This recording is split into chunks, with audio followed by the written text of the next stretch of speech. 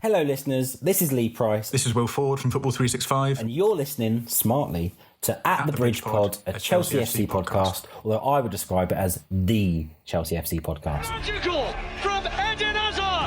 Kai Havertz in the Champions League final. Ivanovic! In the middle, it's just behind him. But it's tapped in by Hakim Ziyech. Matic with the ball driver.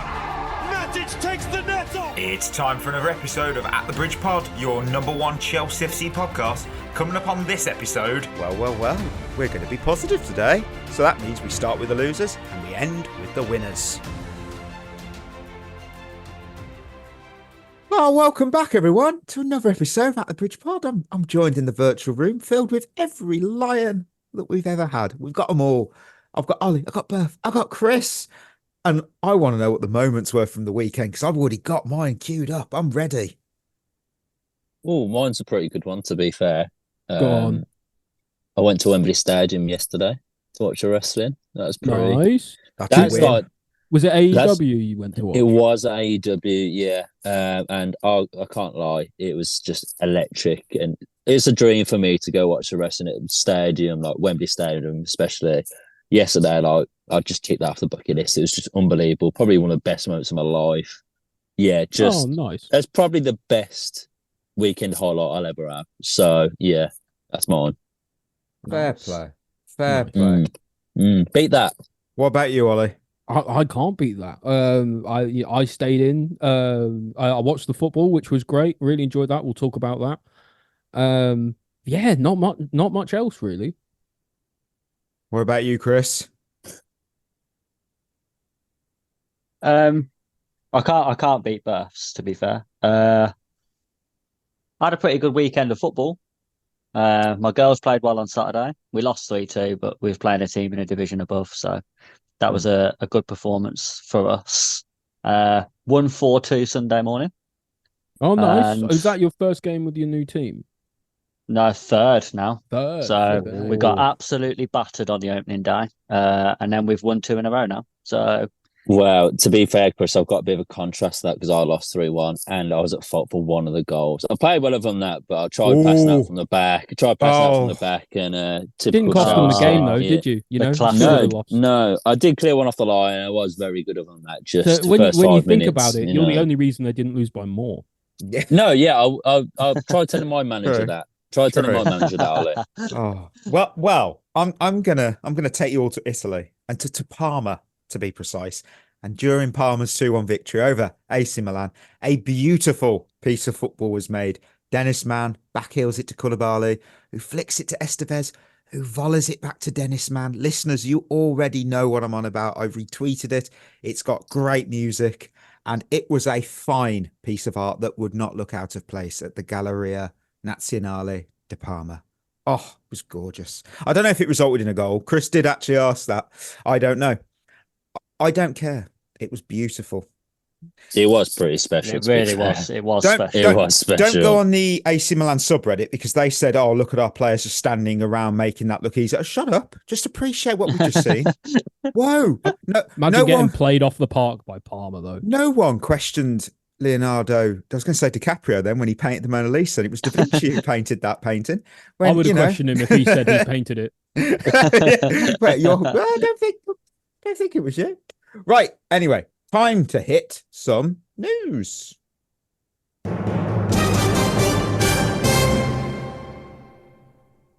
Noni Madueke, he'll be soon dropping a travel guide on Wolverhampton. It will form a 4-part documentary series on the Chelsea YouTube channel. All of that's completely made up, and it's something I just wanted to happen. But in actual news, Chelsea are interested in a former Borussia Dortmund player. He's a current Man United player. It is Jadon Sancho. Various sources are quoting this, from Demartio to the Telegraph, as it stands. Wages are reported to be a problem. I have no idea what he's on. Should have done some research, shouldn't I? Too much if he's playing for Man United. Yeah, probably. Yeah. Anyway, with any deal involving him, it's a wage problem. United would like to receive a fee of around 40 million for Sancho, but a loan with an obligation to buy appears to be the most likely offer at this stage. Chelsea are open. This is beautiful. This is Chelsea are open to including both Raheem Sterling and Ben Chilwell in any deal, since swap deals always happen, don't they? And it's a pretty clever way to get rid of £525,000 per week off the books. Thoughts? That's my thoughts on it. We Because don't I need him, do we? Yeah, not even just that. Like, we don't need him, and I don't think he adds any quality. I think Sancho's an okay player. I don't think he is better than anything we've got at the moment. I think he's brilliant in the Bundesliga. I don't think he's great. I don't think he's quite up to speed for the Premier League. I just think it's just a waste of a signing. Like, I really do think it'd be a waste. I don't think he'd get game time. I don't think he'd add any value to us. I just don't see what the point is, other than in a swap deal to get rid of Sterling or Ben Chilwell. Yeah, you see, when you put it that way, it really does kind of sweeten the deal, doesn't exactly. it? You think about it. Do we need him? No. But do I need another air fryer? Also, no. But I would like one. Do we need Jadon Sancho? No. Would I like him? Why not? I mean, I look at it. I think I'm convinced by that. Yeah. The reason I'm saying it is we pay, I'm just going to say it in the annual salary terms here, we pay both Sterling and Chilwell combined an annual salary of £23.4 million annually.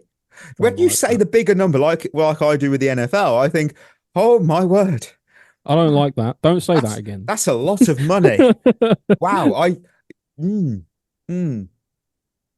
I mean, any positives other than we'd get rid of a lot of wage off the books? He's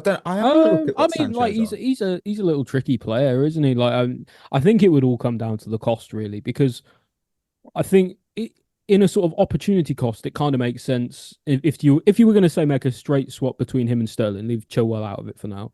You'd say Sterling's on more money. He's probably got the better pedigree. Probably could still do it for a bit longer for the next few years, but he's on the decline.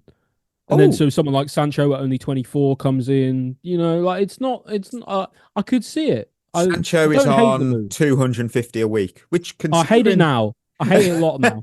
Take up pay. To be fair, he's paid the same amount as Mason Mount is. Remember when everyone wanted us to pay him? That's about the same impact as well. Yeah. Oliver. Interesting. You know what? I'm going to do a quick one on this because it's not in my script, but it's gone in my mind a fair bit. I saw that the reason that we've spent so much money is because of something about we had to spend 1.5 billion in investment. That was what the part of the sale was with Abramovich.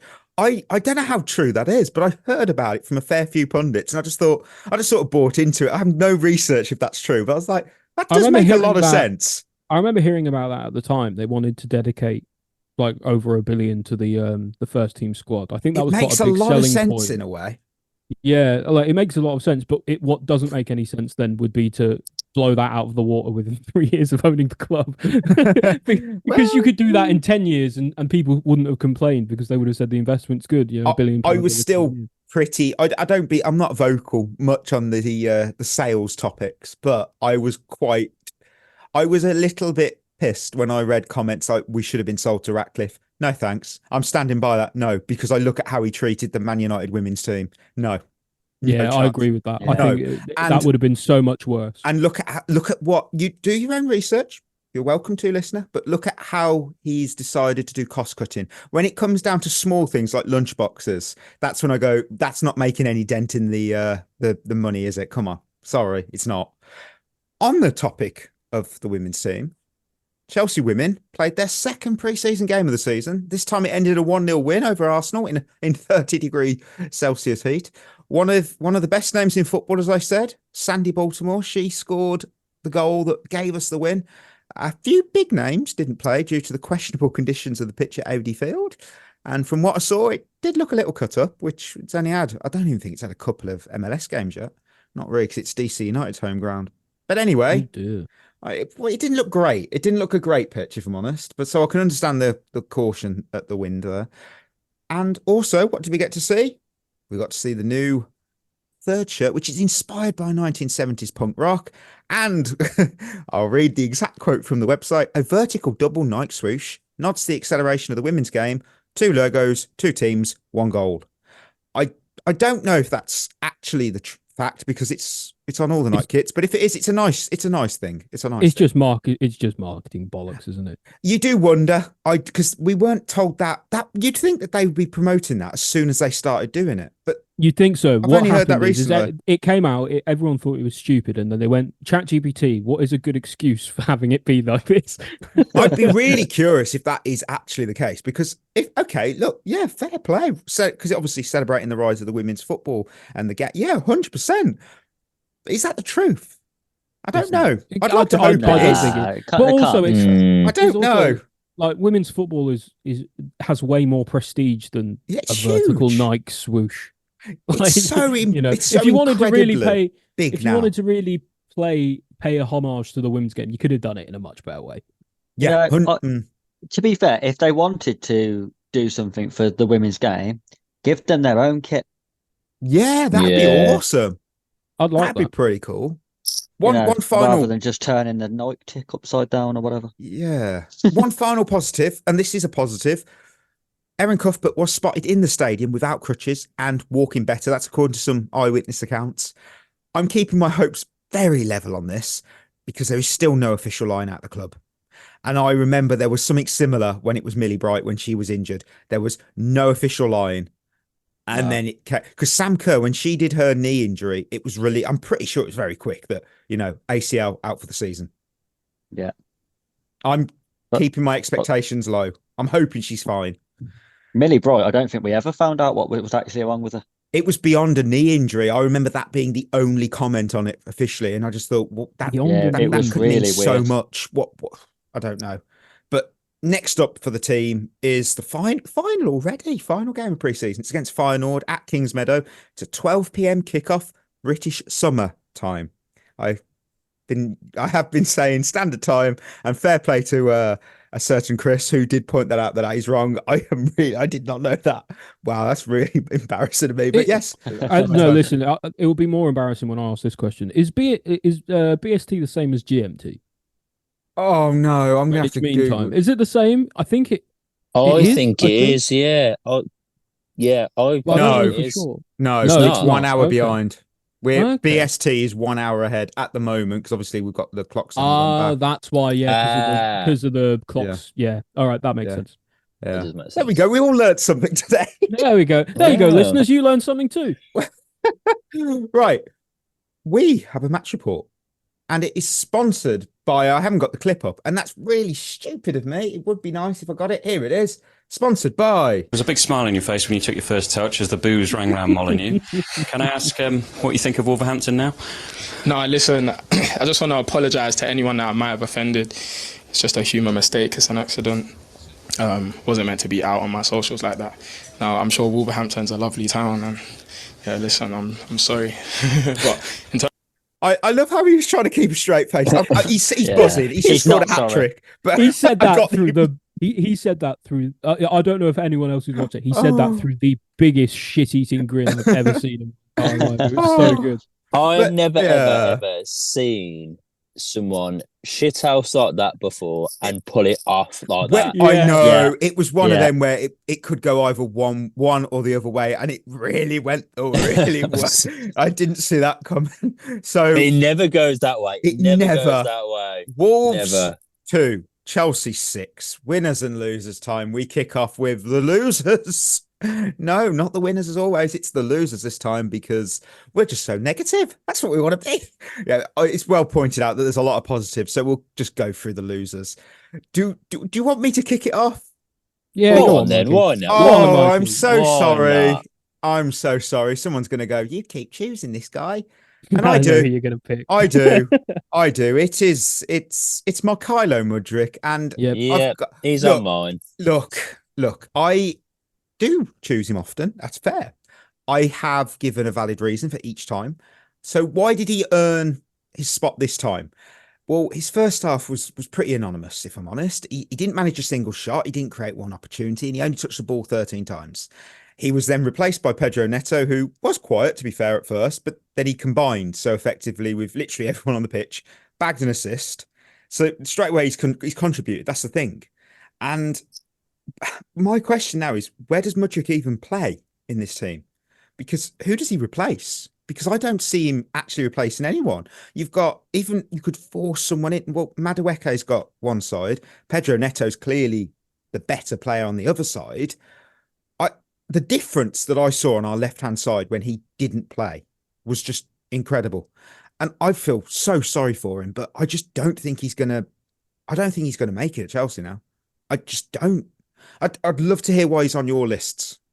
Yeah, he was on my list. Ukraine Bolt. He's at it again.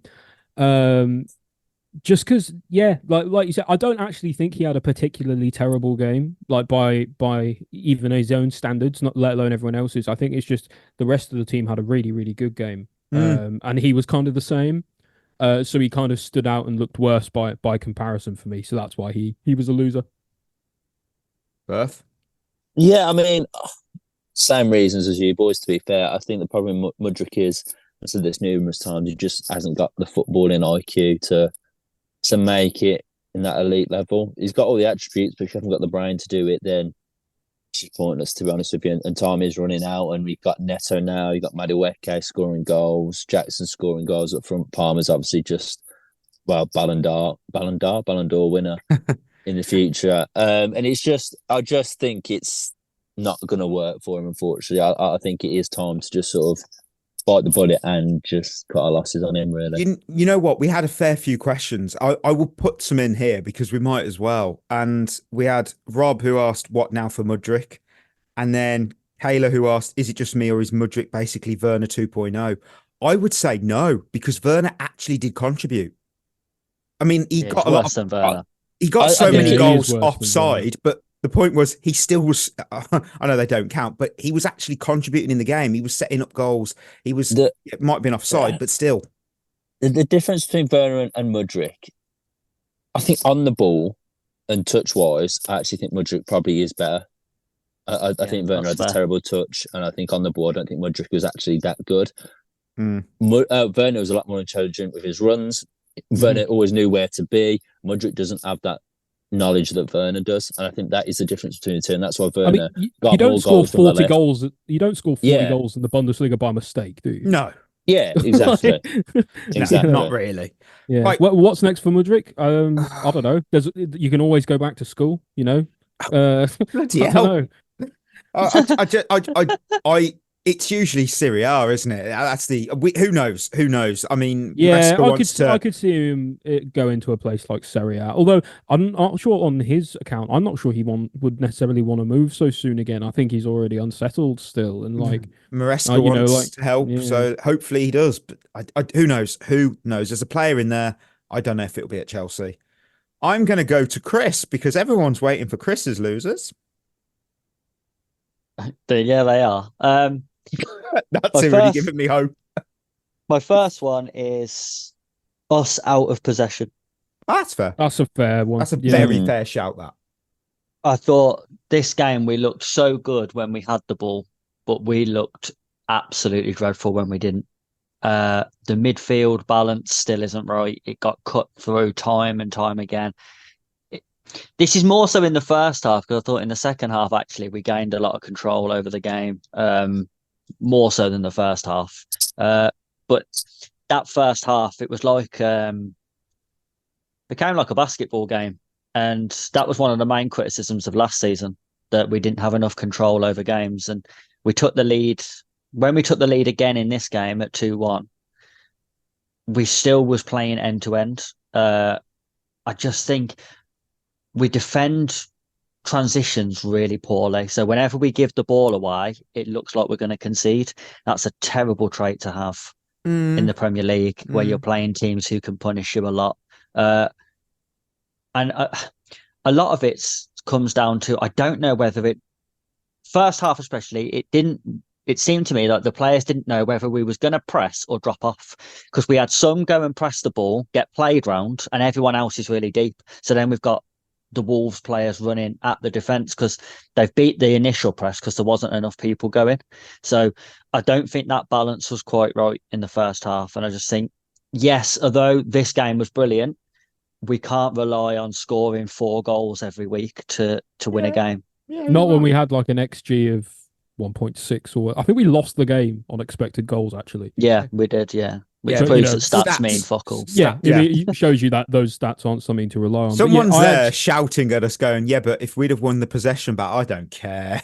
I enjoyed that. That first half, yes, okay, we were 2-2, and there was some stick that I got on social for saying I enjoyed it. I did enjoy it. I wasn't bored. That's the point of when I spend whatever There you time go. watching a game. It's not boring though, is it? I want to be entertained. I don't want to go, oh, well, at least we had 80% of the possession and made 702 passes.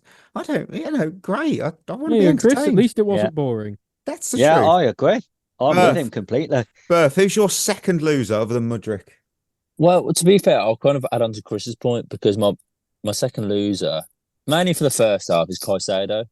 On mine, that's fair. It was terrible, weren't he, first half? Yeah, I think with Caicedo, he's a bit like Fernandes, where if he's not out at the first 5 minutes, we will lose the game, or we just will lose all control in midfield. It's crazy how many times it was like it last season, the first half of the season. He'd get the ball and it looked like he wouldn't know what to do with it. It'd be sort of almost lost in midfield. And it almost feels like he's very much a confidence player. So if he has a good first 5 minutes for the game, we'll easily win the game. If he doesn't, then we will struggle and concede goals. It was a lot better second half, don't get me wrong, but I just feel that he was a bit clumsy in possession, lost, and I just felt like in that first half especially, I just didn't think we had much control in midfield. I thought Enzo Fernandez was better than him yesterday. Chris might hate me for saying that, but he was. I thought Fernandez was actually very good yesterday. But yeah, Caicedo for the first half, man, he's my second loser. Mark it down, listeners. We've all praised Enzo Fernandez. I'm keeping count. You should. I honestly, Caicedo, he was atrocious in that first half. His mistake led to Wolves levelling, and that was just before the break. And we know how moments like that can swing a game negatively. You know, Wolves are an okay team. They're not great, but they're okay. So you kind of feel that against a better side, they're going to take full advantage if Caicedo's going to do a weakness like that. Simple as that. There's no, they will absolutely latch onto it and we will get hurt from it. So, Ollie, second loser if it wasn't Caicedo. Well, no, but it's really similar to actually everything you've all said. I said the midfield in the first half. For me, I as much as I thought Caicedo was really poor, I thought he was the worst player on the pitch, certainly for the first half. Not for the second, I thought he was a lot better. But in that, I figured that despite Caicedo not being great, I thought some of the gaps we had in midfield, again, it was a bit like what Chris was talking about with the pressing. It felt more like it was a collective problem rather than just him necessarily. Because in that midfield in the first half, we would just run through it again and again and again and again, and we were spun again and again and again. And that was kind of what was leading to this really transitional football. In the second half, we stepped it up and we sort of calmed the game down a little bit. And we'll get onto that into winners. But of course, the midfield, they were just sloppy, lethargic, just didn't quite have it quite right. On Caicedo, I wonder actually if he's a bit fatigued. You know, he's played all the last season. He played the Copa America in the summer, didn't have a proper preseason with us. He's the only player I think who's played all 3 games under Maresca so far, or at least one of. So I'm just wondering if maybe and I think actually if Lavia didn't have his little hamstring pull or whatever he's got wrong with him now, he's okay. Whatever happened, if Lavia was fit to play, I think he would have played over Caicedo in the Wolves game, and with his performance in the first half would have justified that a lot. Yeah. You know what? I will run through my final loser and let you guys then go from there. For me, overreactions. So I was active on social networks during that game, and that's a naughty thing to do. You don't do that. But I saw it and I managed to collate together some reactions, and I've just got them here. So I've got. God, wait, are we naming and shaming people? Oh here? No. I'll know who they are. I've got Chelsea are going to struggle this season. Enzo Maresca, he can't adapt. It's embarrassing to watch this at times. Dewsbury Hall is a championship player. Dewsbury Hall is a top Premier League player. Chelsea have a top Gary Neville. Chelsea have a top squad. World Cup winners, top players.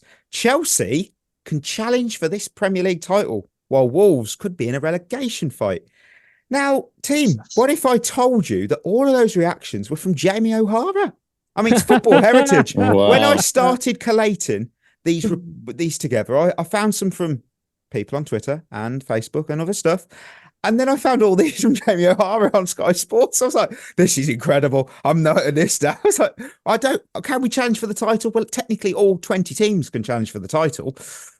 I don't know if they all will. He said something about us like 3 weeks ago that was like Chelsea don't have what it takes. I want a podcast where Rory Jennings and Jamie O'Hara just talk Chelsea. I want that so much. Just so much. I want to know. I want to know what happened if when Jason Cundy went back into work this morning. Oh, so anyone see Wolves? Yeah, it'd be great to see. I mean, I would love that competition because I'd actually listen to it. I'd be like, "What hot take is it this week?" And next week, it's a completely different take. There were a lot of overreactions, though, weren't there, from a lot of people, not just in our fan base, but in other people's as well. Like, oh yeah. You know, I guess that happens anytime like your team's been performing poorly and then they get a big win, and so it kind of skews everything. I don't think this necessarily means that we're back. I don't think it means that we're washed. I don't know. We're somewhere in the middle. We're still getting there, aren't we? We back up. Maybe. Right. Who's got some losers left? Go through them. I've got one. I've got one left. I've got two. Go on, Chris. Whoa, sorry, Chris. Have you broke the 3 rule? I think he has. No, I only have 3. No, he didn't have Mudryk. Oh, that's true. Okay. Yeah, he's being tactical there. He's already getting flack for Enzo Fernandez, so he's waiting for us to get flack on Mudryk. Yeah, exactly. I won't pile on that. Chris, who are your 2 losers? I've got Malo Gusto. Oh, yeah, it was poor for some of the goals, wasn't he? Inverting just doesn't suit him. I don't know why we chose this game to invert him instead of Kukurea. I don't think it made any sense, and it didn't work because Wolves exploited it time and time again. He had a really poor game. Defensively, just didn't seem very switched on. On the ball was really sloppy, and he was one of the few players who I don't think got a lot better in the second half either. He was okay in the second half. Yeah, the good performance he didn't improve a lot. In the second half. Yeah. So it's a poor game from him. Yeah. And then I've got Dewsbury Hall. Oh, it's a bit harsh. I thought, well, to be fair, he's in there mainly for passing the ball straight to their striker. Now, he missed, but the game was comfortable, and we was 5-2 up, and everyone thought that's game over. Yeah, 5-3 makes it a different game, doesn't it? Exactly. Yeah, you don't want to give away anything. And to find their striker from where he received the ball is some absolute dog shit pass. I mean, fuck me. He found their striker in the box when he received it 40 yards out. How have you done that? I don't understand it. And it was... He should be someone who looks more comfortable than the others, and he actually looks really out of place. Yeah. He looks a half step behind everyone. He's adapting. Yeah. He's adapting. Berth, who's your loser? Robert Sanchez. I think he... that's harsh. Wow. Yeah, no. No. What that Kuna goal, it just goes straight down the middle. I'm sorry, it just goes straight down the middle. I thought he was a bit shaky as well. I'm not saying he played badly, but I just thought maybe he should have done better. He assisted Palmer's goal. I mean, no, he didn't. He just booted the ball like a keeper should do. He booted the ball up the field. He doesn't do enough. He booted it. Up the field. Yeah. That's what I mean. Well done. He's done one thing right in God knows how long. I mean, like, where's the Roy Keane clip? That's his job. That is literally his job. I'm sorry, that is literally his job to boot the ball up the field. If he can't do that, then he's clearly not a keeper. I love how I can bring this up. Someone had pointed out VAR. Yes, it should have overruled that goal with Palmer. However, this is great little bit of rules for you. Premier League rules. I haven't got the actual rule in front of me because I'm not sad. But VAR is unable to rule out that goal due to technology is banned from checking restarts of play. Yeah. That was the same thing that happened last season where there was a goal that was ruled out and they blew the whistle. It was wrongly ruled out. They blew the whistle, and because the ref blew the whistle, they had to move on. Well, yeah.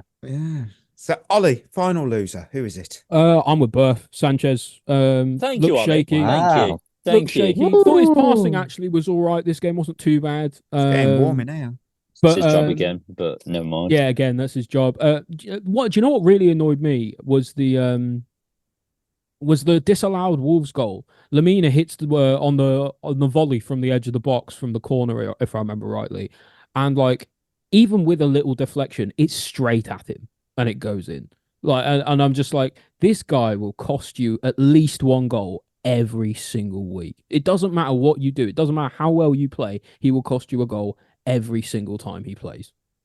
Yeah, I think you're both being a bit negative, to be honest. Oh, that's funny, Chris, isn't it? That's funny. That's all. To me, we don't need to worry about Sanchez long term because we know what we've got.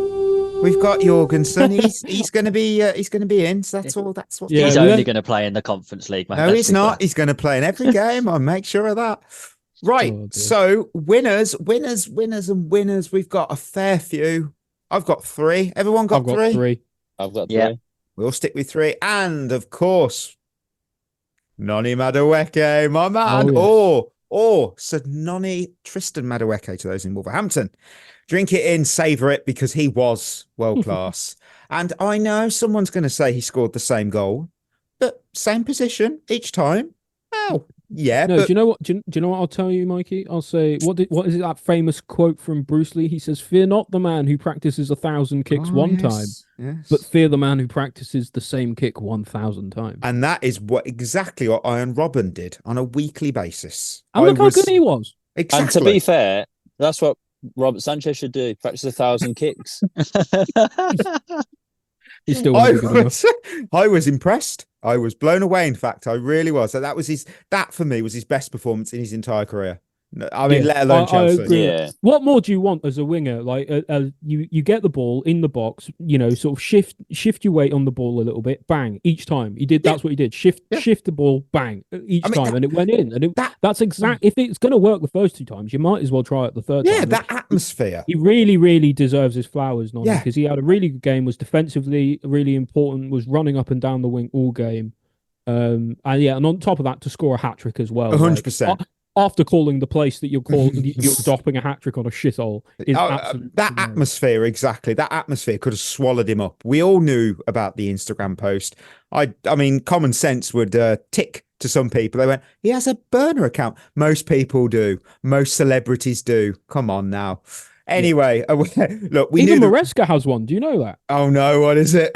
We've like it's been like proven that like because there was some tweets that this one Twitter account made last season, and it had like stuff that only someone who had the materials from inside of Leicester could have done it. So people think it was Maresca. It's on his burner. Well, we knew the reception though that Madueke would get, but he just used it that like fuel for his fire. I salute you, sir, because I mean, here's a fun stat. He's the 5th youngest player in Premier League history to score a hat-trick for Chelsea. I don't know who the other 4 were. I don't need to know. I just know that he's the 5th. And that, for me, is good enough. Any other thoughts on Madueke and that 90 minutes of incredible? Yeah, I mean, he was just amazing, especially considering the comments that he made, which I'm not gonna lie, I still find quite funny now. I think what's good about him, and I've said it loads of times before, he's just so direct and he keeps trying and he never stops. And I think he's got a lot of confidence in himself, and he has almost that, same as Palmer, he almost has that borderline arrogance that he's better than everyone else sort of thing. And that helps him a lot, I think. And yeah, I mean, like Ollie said, he kept trying the same trick every time and it worked. And if it's not broke, don't fix it. So, you know. The really good thing about Madueke was the fact that he was clinical on all 3. First one, he is a bit lucky on the first one because it is a bit of a deflection, isn't it? Yeah, but when you look at it, you think, okay, actually, him being clinical in those moments did win us the game.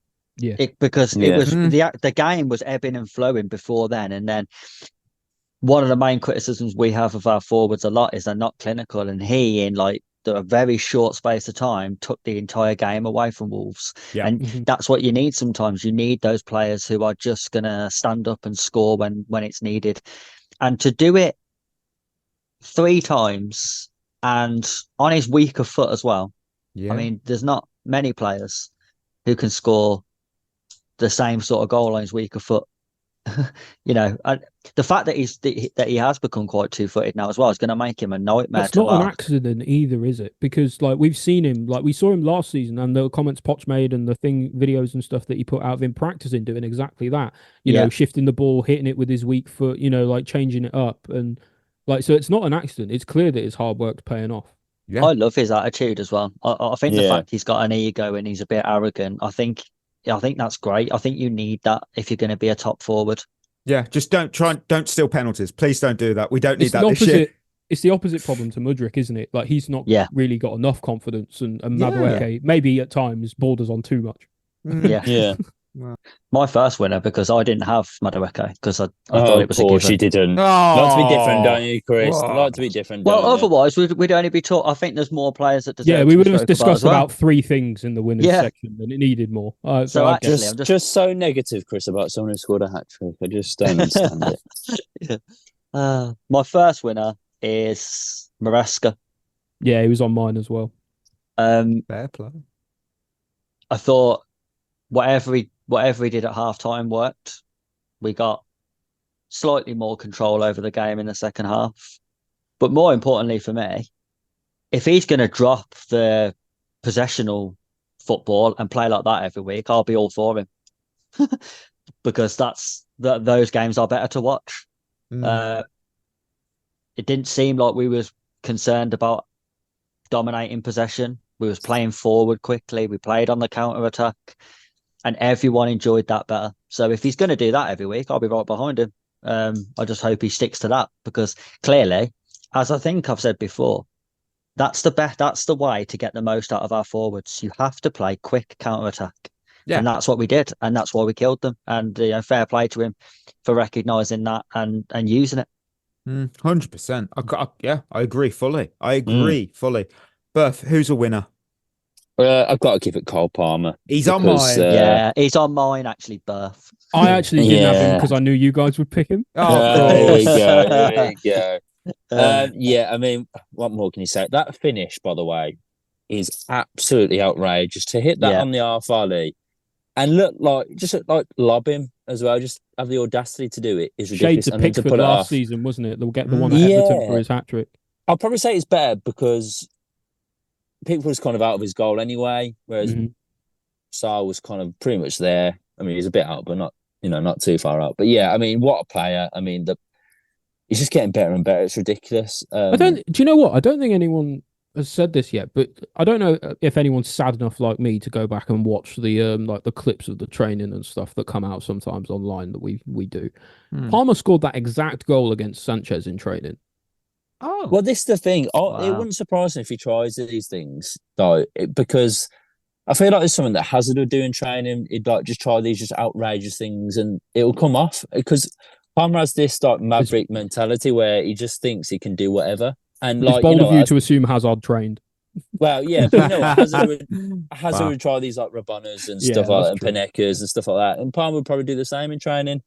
But he's just so good that the weight of his pass is always perfect. He always seems to make the right decision. His corners are fantastic. His set piece are fantastic. I can't say enough good words about Cole Palmer. When we signed him last year, I thought, I don't know about this. I could not have been more wrong, because he is now just crucial. And I joked earlier that he's a future Ballon d'Or winner. He probably won't be, but I think he definitely could be up there for Player of the Season in the Premier League this year, 100%. Well, what can we say? Hat trick of assists, a beauty of a goal, and just a wonderful way to show the entire league that 23-24 was not a one-off campaign. You know, we have the fire in Madueke and we have the ice cold in Palmer. And I would like to point out, did you notice what was different about him against Wolves? He was playing in that number 10 role. Yeah, he wasn't out wide as much. Him and Noni were really, as we saw from the fact he assisted him 3 times. They were really sort of on the same wavelength. They really complemented each other well. I love how when you play players in their proper positions, they play well. It's so incredible. I don't know why more people aren't working this out. Come on, Ollie. Who's a winner? I'm the same as Chris. I'm going with Maresca. I'm on board with Chris. I thought whatever he did at halftime, we came out and we played so much better. There's a few things I think it was. There was certainly a little tactical tweak. I think it was Mudryk coming off for Neto Neto sort of came back quite a lot in order to help build up. He was almost playing as a left back at times, and then he was sprinting back up the other end of the pitch to get on the end of stuff. So I think having him there gave us a little bit more balance with the way that we built up. Like in that second half, like we always seemed in midfield to have like an extra man. Yeah. And I think also partially that was down to like one of my mates who's quite tactically astute with the game was saying it was something to do with Maresca kind of telling them they just needed to take a touch, like calm the game down just a little bit, and to just take control of the game a little bit more. And the second we did that, we went over and we absolutely put Wolves to the sword. I think a big characteristic of this team is it's quite young and it's quite rash, and I think we saw a lot of that in the first half. And I wanted to give a lot of credit to Maresca because he's not only seen that, he fixed it. We played so much better in the second half. Not that we were playing terribly anyway, but we played so much better in the second half. And yeah, like, so we used to go into games last season with Pochettino, who I still partially rate as a coach, but we'd get worse after halftime, not better. So like, it's really nice to see a manager notice what's wrong with the team in real time, make impacts proactively, and then see us to victory in doing that. 100%. Right. I've only got one loser left. Has everyone else got one? One loser, winner. Sorry. Yeah, winner. So two. That's the thing. When we try and do a non-negative pod, can't do it. Just can't. I can't do it. So I've got one winner left. Has everyone else got one winner left? Yes. Yeah. Cool. I will go. It's a dual winner because I've got the listeners and the fans, which they're together. Well, welcome everyone. Welcome to the Winners Club, listener. You know what, you are a winner because you bloody enjoyed that 90 minutes, didn't you? Don't tell me you didn't fall asleep. You once. Did, you filthy thing. You bloody enjoyed loved it. it. You didn't start. I know that you didn't start at any point adding up how many sideways passes there were. You didn't even consider a negative comment about Enzo Fernandez from Chris. I know that because it was a beautiful day. And you two always said when the sky falls, you feel like it's a beautiful day. You don't let it get away, listener. Embrace it. Love it. Yeah. Chris, winner. Who is it? Nicholas Jackson. Oh, he's my last winner as well, yeah. That's a fair shot. Scored the opening goal. Inside a minute, did his job. Yeah, was actually a really good header as well. It's always good to do your job. To beat the person who was on the line. Good reactive header. I thought his whole game was really good though. I think people underestimate how important he is in the build up and the link play with the other players. I think some of his flicks and that came off was really good, and his movement is why you see Madueke and Palmer and Neto have so much space, because his movement off the ball is actually really good. Yeah, he runs like a demon, doesn't he? Like in those channels. And just the way he's able to drop off and play almost like a false nine and link the play, I think is actually more important than people think. Yes, he's going to miss chances, but I think if we was to bring in an out-and-out number 9, someone who, like a Giroud, for example, who plays very much up against the centre-backs, I think he'd take away something from the way that we're playing. I think Jackson being able to drop off into pockets of space, allowing then the other players to run beyond him, is actually causing teams more trouble. So I think sometimes people focus a little bit too much on Jackson's negatives and don't realise how important he is. Berth, why was he a winner for you? Yeah, the same reason what Chris said, to be fair. I think he's very underrated, Nicholas Jackson. What's good about him now is that I think more people are sort of starting to realise that actually he had a half-decent season last year and he's actually a good player. I mean, I was listening to TalkSport on the way down to London yesterday because I missed the game. And Adrian Durham from TalkSport was saying how he actually likes Jackson, how he had a good return last year. And this is what Chelsea fans have been saying about it for ages, that actually he's a very good player. Yes, he's raw.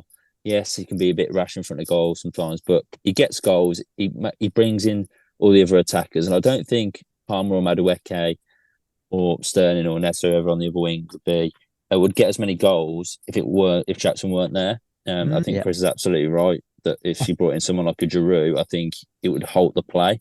I think Jackson, with his pace and his sort of agility, he really stretches defences, and I think a lot of people sort of highlight the misses that he has, and he has missed some sitters, but I people need to realise that he's actually a real handful in games, and he gets goals, he gets assists. Because his assists for Palmer is actually very, very good, very underrated as well. And he's a very, very valuable player to us. I think if when he's out of team, we see a different Chelsea completely. That's fair enough. I don't think on Jackson, I don't think there's any player I can think of who there's like a bigger disparity between what his own team thinks of it, like his own team's fans thinks of him, and other teams' fans. Yeah. Because like I don't know that the amount of Chelsea fans who actually don't like Jackson is like maybe 5%. He's a good player. But if you then extrapolate that out and ask, like, is he a good player to the rest of the league? At least half of them will say no. It just shows they don't watch us, Yeah. They've just seen him a few high-profile misses. Well, who's your final 100%. Winner? My final winner is Chris's favourite. It's Enzo Fernandez. Yeah, I like that. I like that shout. Yeah. As poor as the midfield was in the first half, in the second half, it was a lot better. Caicedo was better, and Enzo was a lot better as well. Do you know what I really thought about Enzo's game in this game was that he really did a lot of work off the ball. His defensive game, like he was chasing people down, he was winning the ball back a lot in midfield, and he was a lot of the reason why we were able to sustain pressure for such a long amount of time. And he dropped a little deeper after Caicedo went off and he started dictating things, and he looked really good doing that as well. Hopefully this is the start of something to come for him, because he deserves to be given his flowers, because even though he didn't score or assist like some of the other players did, he was just as important to the win, in my opinion. Well, that's winners, and we move. Hello there, listeners. It's Mike again. I'm talking to you from the future because we didn't do an emoji game review. Oh dear. But I do have them in front of me. I went for the stars in your eyes emoji because I was entertained. Chris went for the money tongue stick out because £1 billion spent. Ollie went with the siren emoji because we have just sent a warning to the rest of the Premier League. And Berth decided to go with 2 eggplants. He said no context is needed. And now back to the show. To the Lion of the Week. And our Lions of the Weekend. I had João Felix. Chris had Enzo. Did get his goal, didn't he? Chris had Enzo. Ollie, you had Lavia. The Wheel chose Tosin. Chris, we are actually trying to do this properly. I mean, we've all decided. Well, I decided for you because there's one answer. It's Madueke. He's the actual Lion. So he goes down on the spreadsheet as the actual Lion of the Week. Who do you think for us? Who won from that? Because you did, Mikey, because Felix scored. I don't know. I think Enzo. Enzo had a good game. I think Enzo overall. I don't know. Felix, like coming back. Listen, like everyone knows that I'm not the biggest fan of Felix, but I thought he took his goal really well. Like it's not an easy goal. It's a great goal. It's not an easy control. It's not an easy touch to make first time. Getting that from Pedro Neto on the left hand side, and so I think you got to give him credit. Yeah, he's in acres of space and stuff, and he still did the João Felix thing where he sort of threw a couple other chances away later in the game, but we were already 5-2 up. So what I will say about that goal is that pretty much all started from Enzo Fernandez starting it off. You know what? True. Yeah. I feel that Chris and myself have won. We can't split it, so we won't. We're on the board, but there's a line in the midweek because we're heading to Switzerland to take on Servette. We need picks. I've got my pick. I'm going to go with Renato Vega. Lovely. Oh, good shout. I'm gonna go. Got a good chance of playing, and like I said, it's a Swiss league, so he does know it. The Wheel has chosen Philippe Jorgensen. Pretty sure it's chosen. I think he will play. He'll play. Yeah, he'll definitely play. I think I'm gonna go for João Felix. I think he'll get his first start. Yeah, I could see that. Oh, yeah, yeah, I agree. Felix, I agree. Yeah. I think he'll do well against Servette. Actually, he should do. I love how the Wheel has chosen Jorgensen twice now. So I'm starting to see something there. It's clever. Chris, who have you got? I'm going to go with Mark Gue again. Back to back. Okay. He's got to get a goal at some point. True. That's true. But you thought that about Havertz. Oh my word. Yeah, that's so true. We did say we'd do unique ones each, and I really want to go for Felix, but we go unique. I will go. I don't think he might start. I'll go Pedro Neto. I don't know if he'll start, but one of him or Felix will start. Yeah. So I'll go with Pedro Neto. We'll see how that plays out. Best write that down on the spreadsheet, because if I don't, I'll forget, and then everyone can laugh. So we have Quaresma's questions, and I've got them in front of me. So Rubicon has asked, how can Chelsea have a better defence? It was a shocker in the last game. Anyone? Which one does he? Which one was he referring to? That game? I would assume Man game against City. Servette or Man City. Servette, we were well, we didn't concede. We were bad defensively against Servette. Defensively against Servette, though we was crap. So I just don't think the midfield helps at times. Yeah, I I'm with agree. you, Berth. I think that I think the defense get a lot of stick, but the midfield really doesn't help them. Well, we go to NJ Brandt has said, how's Chris going to spin this win into doom and gloom by saying Wolves didn't play well? I mean, they were bad. The first half, bad they second were. half. Bad second half. Yeah, the first half. They collapsed in the second half. The first second half. half. They were all right. Second half, I just didn't understand. Like, they committed suicide. Like, they was leaving like 2 defenders back. They was like 5-2 down. And if you look at the lack of defenders they've got back for our 6th goal, you think, why have you flooded so many people forward? Surely 5-2, it's damage limitation now. Like, let's just get out of here at 5-2. But yeah, I thought it was a really weird approach from it. Played right into our hands. We got another Chris related one here from Moy Sandoval. What will it take to see Chris and Enzo on the next season of Love Island? It's been a tough day for Chris. Unfortunately, more money for Chris than Enzo would want. Oh, well, Ollie, you've got a question from Peter saying, what are your thoughts on Felix's debut? I thought he was good. I wasn't expecting it. But he did, like I said, he did do the João Felix thing that I thought he would do, where he sort of like got himself into, on more than one occasion, got himself into good positions and then just like completely ruined the final move. We probably could have won the game about 8-2, to be honest. But actually, I thought he took his goal well, so you can't take anything away from that. His movement was decent. I thought he moved the ball all right. Dribbling was okay too. Yeah, he came on when we were already winning the game, so like there's also something to be said about that. But I don't think you can fault him for his debut in a game like that. That's fair. Right, Strizzy5 has asked, not a question, but if Noni Madueke is sold, it will turn the fans completely against the ownership. I don't think that's going to happen. Yeah, I just don't see what. No. It's not going to happen. Fabrizio said yesterday it wasn't going to happen. No, exactly. I'm really disappointed. There were no questions about Seattle Sounders winning 3-2 against Minnesota. But hey, I mean, at the end of the day, you had 24 shots to our 12, and you won the possession battle. That's all that matters, isn't it? Yeah, and you've exactly. Got more passes as well, 484 to 387, because I had stats and it proves that it means nothing. That's what really matters, folks. And you have the better kit this year. I'll give you that. You that. Right.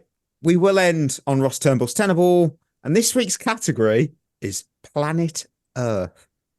Because I've gone back to an old school one. Wait, a series by David Attenborough. Yeah. I want you to work together to name me the top 10 largest countries in the world by area.